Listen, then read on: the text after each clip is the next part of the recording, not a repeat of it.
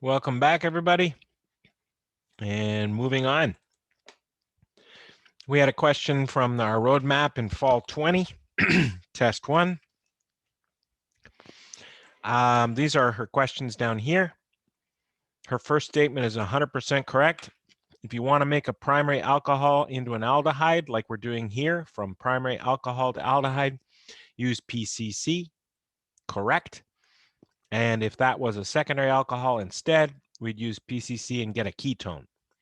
Also a correct statement. Alkynes to ketones, she's asking about V. I highlighted it here. Alkyne to ketone, always use mercury sulfate and H2SO4 as a reagent. I got to give her a sort of for that one.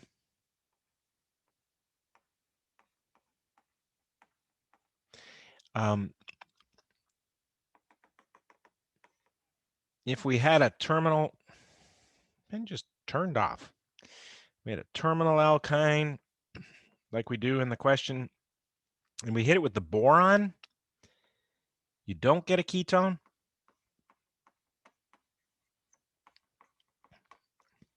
Disec-isoamylborane and HCl. It's a valid reaction, especially since this chapter 16, we're studying aldehydes and ketones. That was a nice way to make an aldehyde. But I'd like to point out, if you use the same chemicals on an internal alkyne,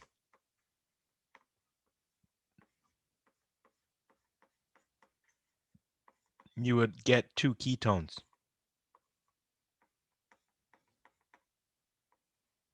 I don't know why I put HCl up there. These are the correct step 2 chemicals. That was whack. Sorry.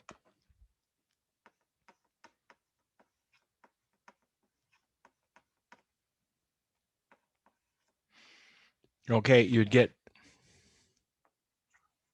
ketone number 1, 50%. Ketone number 2, 50%. And you'd get the same result if you used HgSO4. Same result, you used HgSO4 in aqueous sulfuric acid. So you see why I'm saying sort of? Her statement's okay for the example given, but I'm a teacher and I have to show you if it does that those words don't work with every example. So alkynes can become ketones with HbS, Sia2, H2O2, and hydroxide if it's an internal alkyne. Her statement for R, MMPP is always used to convert alkene to epoxide. 100% correct. That is the only thing MMPP does. Remember, MMPP is in a broad category of per acids, and in chapter 11, there's other per acids there, and I can't guarantee MMPP is going to be the one I use on a test. So just remember, per acids, more generally, per acids are used always to convert alkenes to epoxides. And per acids have the formula RCO3H. All right. Diazomethane converts alkene into what? So we need to go back to chapter 15 for Q. And we'll actually do she wants me to do the mechanism later, so I won't do it here. So if you have some kind of a double bond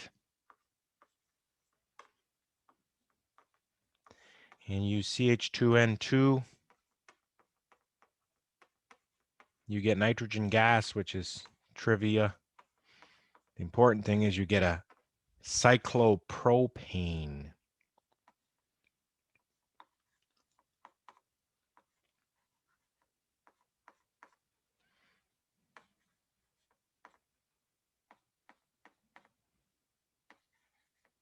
And what do we have here?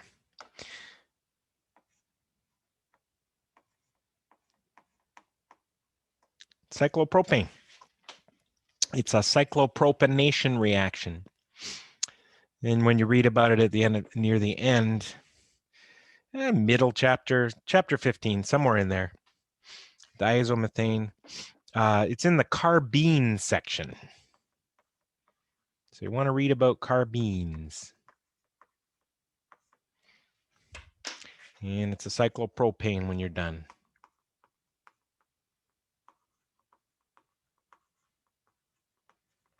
And notice in the reactants, the R and R prime were on the same side of the alkene and they end up on the same side of the alkene. The R and the R double prime were on opposite sides, so they end up opposite or trans to each other. We say that stereochemistry is maintained. Shows just a big fat question mark for W, which means we need to review opening of epoxides with carbon nucleophiles. So this is an acetylide reaction. Step 1, you take HC triple C negative.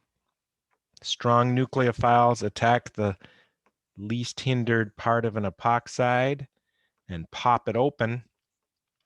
And that would give you an O- right here. And O- becomes OH if you add step 2,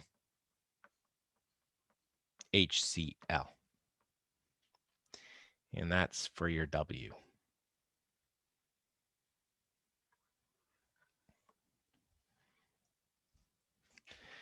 And then X, question mark, should we memorize the reagents? Where is X? Did I forget to highlight X? No, I did not. Ah, well, that's the one where you took a terminal alkyne and made an aldehyde. I will have to answer her question yes. And here they are. And really, it was introduced here. I didn't circle all of them. Yes, we need to know that another way to make aldehydes we learned back in chapter 7.